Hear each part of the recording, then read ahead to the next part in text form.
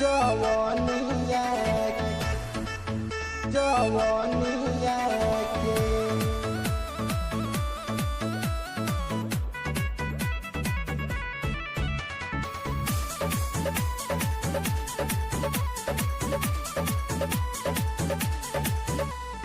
कहियल रहब राजा हो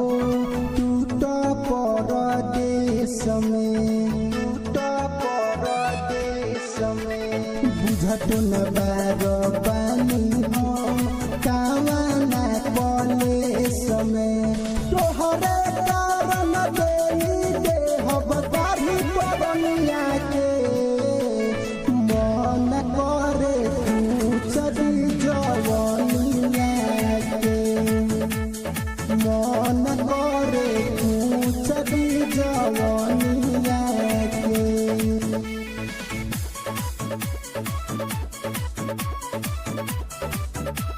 जवानिया के जवानिया के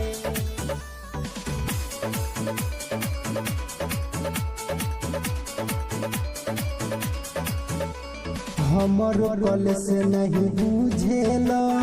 इहु मोरे राजा ठोपे ठोपे चुआटावे हो जवानी हमार ताजा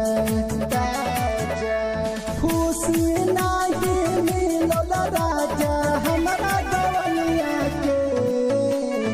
मन करे पूछदी जवानिया के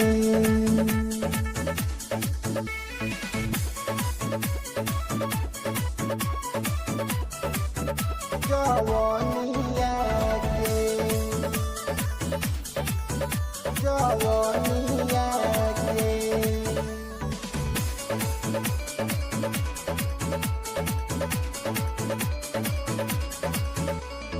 धनुष धनंजय किशन पिया बार टूट बहारा भीतरे हमारा उठता रह के लहरा याद आवे नैहर में के घूमल भवरिया के मन करे पूछदी जवानिया के। दिया रिकॉर्डिंग स्टूडियो मोहम्मदपुर।